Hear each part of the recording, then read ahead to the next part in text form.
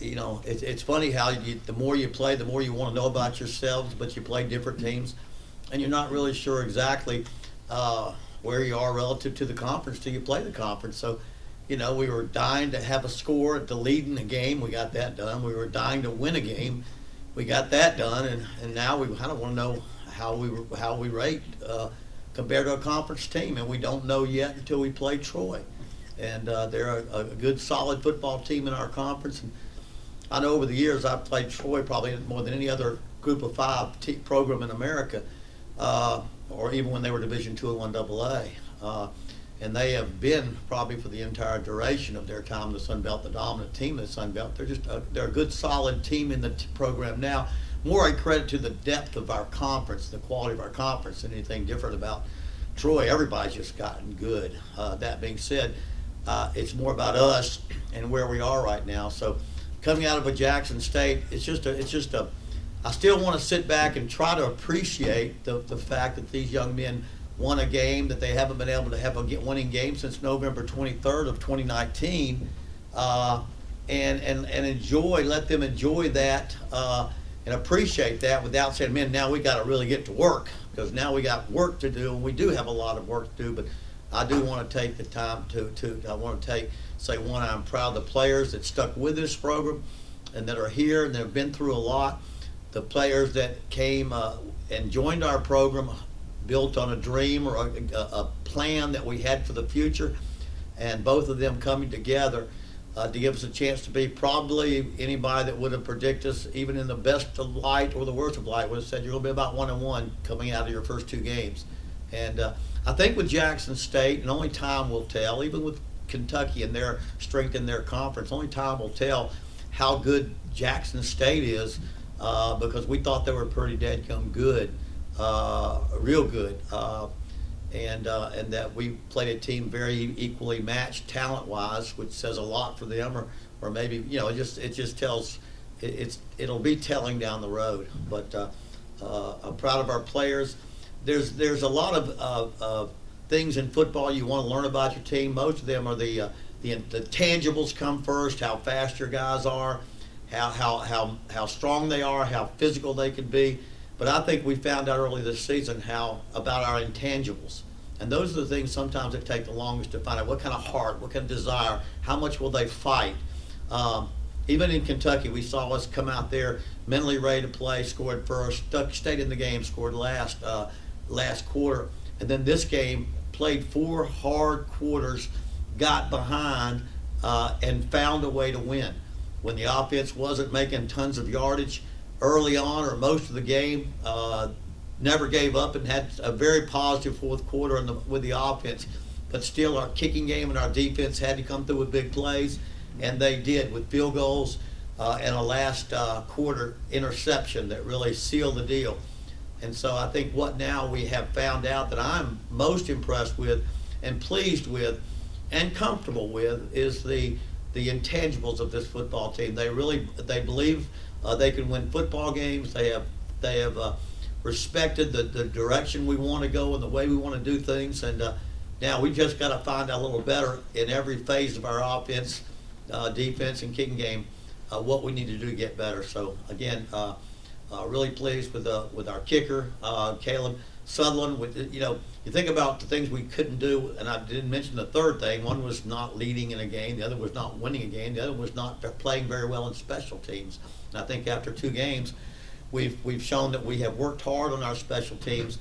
And as far as having a kicker and a punter, that's one great thing, because you can have great special teams. If you don't have a very good kicker and a punter because of recruiting, you can't coach yourself into a good special teams. But we've got a good kicker that was here before I came, that was ineligible last year. We recruited a punter that was very good at Ave Maria where he played, and they statistically have played very well.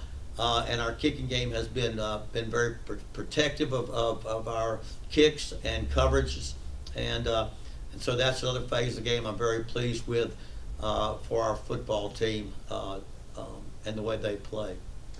Wasn't a wild celebration by you or the players? Is that just because everybody knew there was so much work to be done still? Well, I mean, now you weren't in the same dressing room as I was. Now it was a pretty.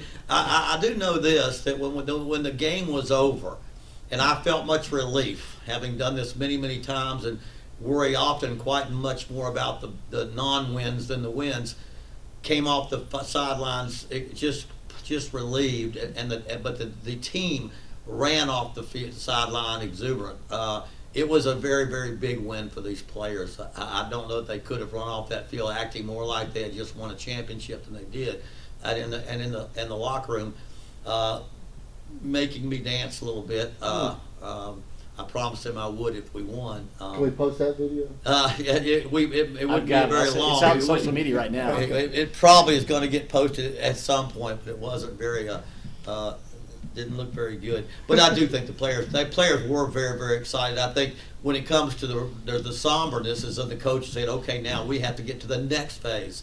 That's playing in our conference 10 straight weeks with no weeks off. And so that's where I think the somber approach, the get to work attitude is, and the fact that we've got now a lot of games to play, and we can just focus on the one we got at hand with Troy. Speaking of Troy, we talked a lot about Jackson State's defense. Right. Troy's defense, very salty. Statistically, what they've done. What makes them so good on that side? Well, they're typical of this conference. The defenses are more quick than big.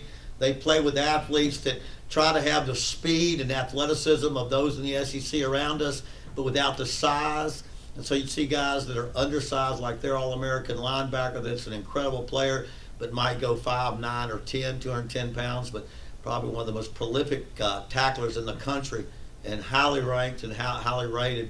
And so theirs is a defense that's very aggressive, that plays fast, and played very well. I mean, Liberty beat them 21-14, only getting 21 points, and of course they smothered Southern Miss and Southern.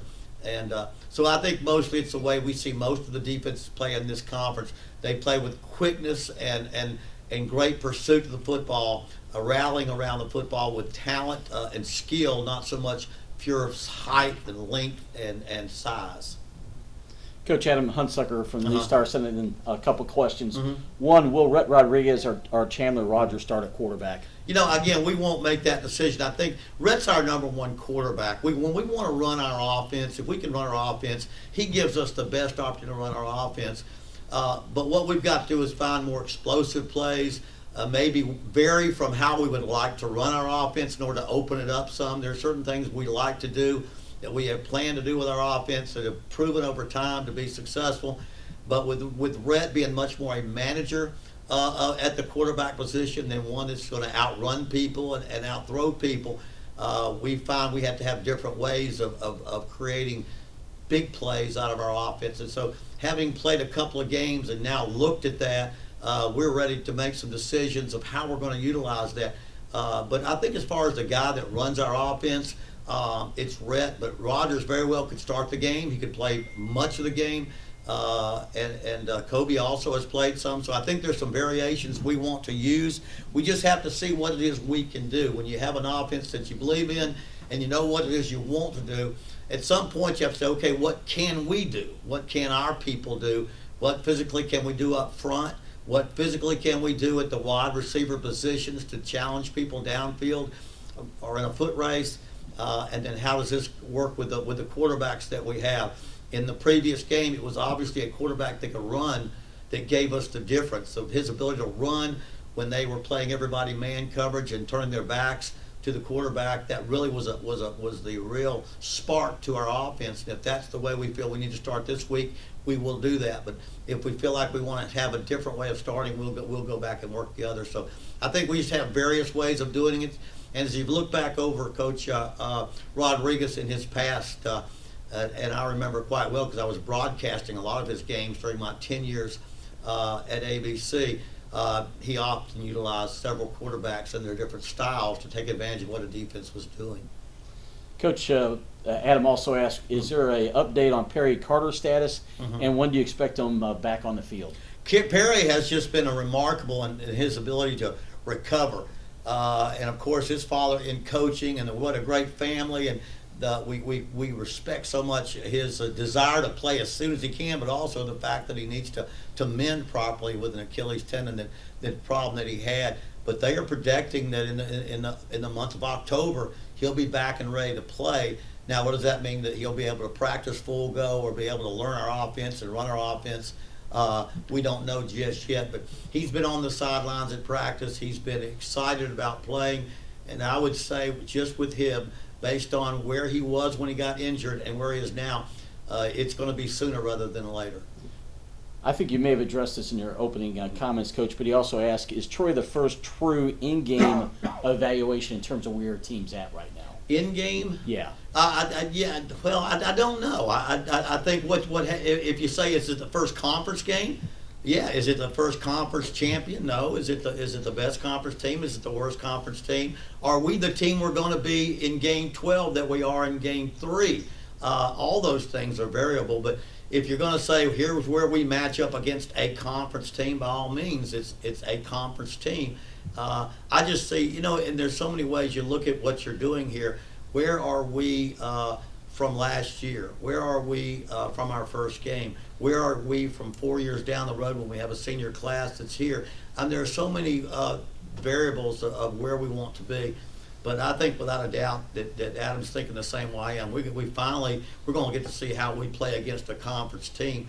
Troy's a team that I've had the fortune and sometimes misfortune to line up against while I was at Akron and also at Sanford 2 or 3 times when Larry Blakeney was there all those years, and what a great job he did at Troy to build that university and that program himself practically from the beginning.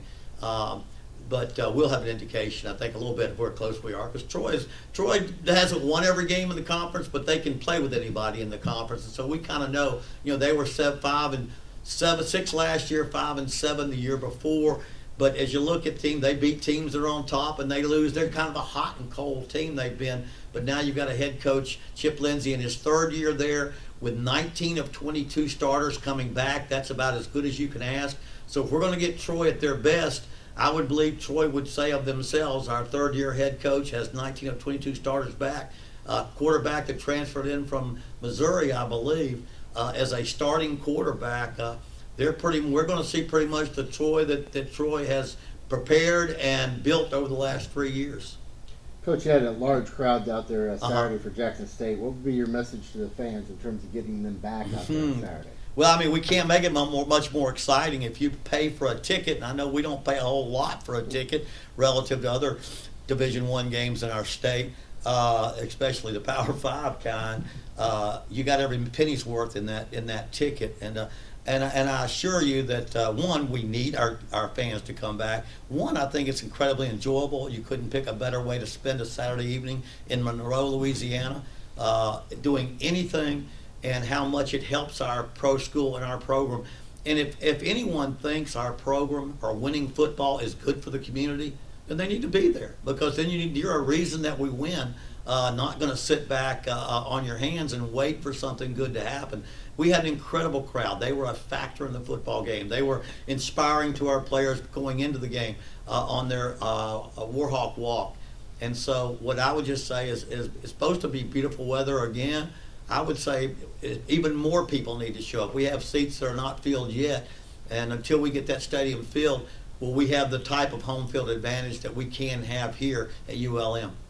When you took over the program, I'm sure people said, hey, you got a kicker already here. Do you remember the first time you saw him? We're like, hey, I do have a weapon on campus. Yeah, he was one of the first guys that called me, and we talked on the phone, and he's got a great personality, and kickers are a little bit unusual at times anyway, and they are their own breed and their own kind. But he had told me that he transferred in from Oklahoma and his reasons for transferring here. And so I said, well, at least we've got somebody we can look at. And then I think he kicked off for Oklahoma and had PT, and I said that's pretty hard to get when you're at Oklahoma, because they don't try to get into a season without some good kickers. But he's very personable. He's very confident, and he works very hard at his trade. And I'm awful glad we had him. Every one of his kicks, he missed a couple of 40-yarders, but he made 3 40-yarders. And I don't think anything within 50 yards is within his normal leg. He doesn't have to over-kick anything 50 and in. So it's a matter of just lining up and kicking it accurately. And I see that every day in practice. You could go for maybe a 55 or 56 to win a game, but that's a field position decision there. But I've told him that there's one thing that I demand out of a kicker, that when we can take our offense and drive to the 25-yard line, we must come away with points. And that's a 43-yard kick, and that's perfect protection. We don't ever want to get within the 25-yard line and not come away with points. The head coach then, does it change up your philosophy a little bit, knowing the weapon you have? Well, you do now. Believe me, that it right now it's you still want to score, and I think sometimes the score of the game and the flow of the game will dictate that. But I have been in many seasons when my kicker was just 50-50, and and every time I got in about the 45-yard line, it was 4-down territory, and it really was 4-down territory more the further out you were, because you had to get within their range. And so the downs that you would think would be 4-down territory would be inside the 25 or inside the 20. It was a little bit outside that because my kickers I didn't trust. So right now, we don't have to think as much about 4-down territory when it comes to getting 3 points. And I think that gives you the option of not just making a call, but the best call for when you need 3 points or when you need 7. Coach, you preach from day one that discipline matters. Your team has +6 in the turnover margin, no turnovers on offense, knock on wood. And number 2, you're tied for second as the least most penalized team in the country. That's got to mean a lot to you that they've kind of bought into what you were preaching. Yeah, I mean, it really does, and I've been, in the 15 years as a head coach, I guess 25 since I came here, but in the 15 before I went to television, and the 10 years in broadcasting, I became an expert in studying statistics and trying to give an explanation of what is really a valuable statistic and not. Penalties were never very important if you're a championship team. If you're one of the best teams in the country, you're usually over penalized, you're beating people bad, you're knocking people around, the officials love to penalize you. But when you're trying to build a program, when you're trying to win football games, change the where your program is, you must be very aware of field position, playing behind the chains, and putting yourself in situations you can't overcome. And penalties are huge. And we've talked to our players about that. We have had average of 25 yards a game, 6 total penalties in 2 games, and that's remarkable for a new system, different cadences, even different quarterbacks who cadence with different mannerisms.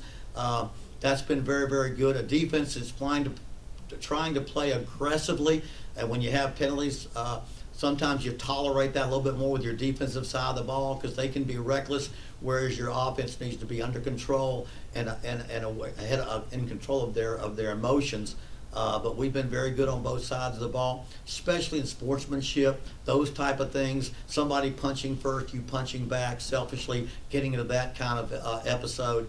That's been huge. And then to be 6-0 in turnovers, to not turn the ball over, because if there's any other category that's statistically always important, if you're a championship team or just trying to win one game, the turnover margin is the number one statistic I want to see almost every game. Can we win that? A game which usually has 12 to 14 possessions in a game, when you take 2 or 3 away from them and add 2 or 3 more to yourself, your chances of winning, the odds go up. And so turnovers become very, very big in making the difference in little games that can turn a game like Saturday, into a win. We might not have a win against Jackson State if we don't have very few penalties or turnovers because of how good they were. Zach Alley, we talked a lot about his youth this whole off season. How have you seen the kids kind of feed off of his personality? I think he's got just the right personality that they feed off. One, he's got a little of that emotion on the sideline, swagger that you want to have a young defense coordinator to have, a confidence, a presence out there on the field, that when he stands, I've often said the reason coaches don't coach in the press box is because you've got to lead from out front. In difficult times, the players have to see the demeanor of the coordinator or of the head coach. And if not for that case, we would all coach in the press box. But you need to be out front leading your team visibly, and he does that with great confidence, with a swagger about himself. But he's very smart. Zach has always been, probably, he would tell you himself, a better student of the game than player of the game. That's why he chose to coach all during his undergraduate years. And so his experience is beyond his age. In 8 years, having spent at Clemson about the age of 24, 25, 8 years as an assistant in some capacity for Brent Venables at Clemson, And then the players have bought into it. So he's done a great job. We've got a lot of people to play that have a lot of ability, and one of the things that I saw was the amount of plays we gave up against Kentucky in big plays that we came back and corrected a lot of that stuff. So again, I've been obviously pleased with their ability to stop the run. But in making corrections that we made for the second game, but very much like our entire team, it's time to face our conference, and we're going to be stiffer and stiffer competition. The passing game will be even more sophisticated this week. Although they weren't very good, they were very good at Jacksonville. They just kept it very vanilla. They did not do a lot of things that would cause you to speed up, slow down, change pace, and those type of things. We'll see all that with an offense at Troy that likes to get as many plays as they can. They average in the top 5 in play call, numbers of plays, numbers of passes, yardage, all those statistical stats that apply to a passing game. So I've been overall, again, pleased with Zach. They will be challenged this week against Troy State.